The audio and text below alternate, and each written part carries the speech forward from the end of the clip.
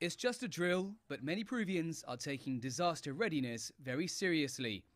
These coastal areas in the north of the country were put through their paces.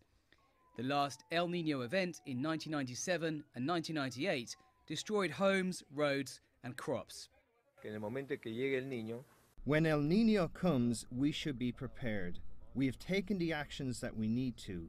Sure, the forces of nature are of a greater magnitude to what we can do, but this doesn't mean that we can't take precautions. El Nino is marked by a warming of sea surface temperatures across the Pacific Ocean.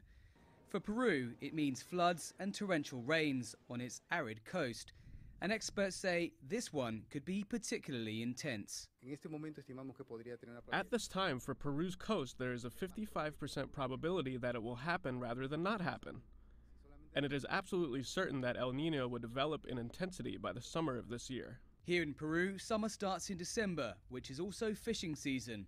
Concerns that the warm waters will drive away anchovy stocks prompted Peru's fisheries minister to take action.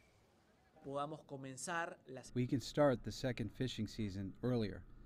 Normally it begins at the end of November, but our objective would be to start in October, so we can easily try to get the best catch before El Nino arrives. Anchovy-based fish meal is one of the country's main exports, and Peru's usual production of around 30% of global supply is expected to be heavily clipped. The impending El Nino will likely have a knock-on effect for Peru's wider economy, which has already been taking blows as demand for its mineral exports falls away.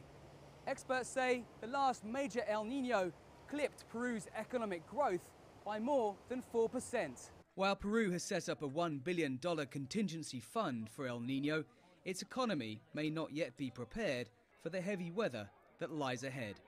Dan Collyns, CCTV, Lima.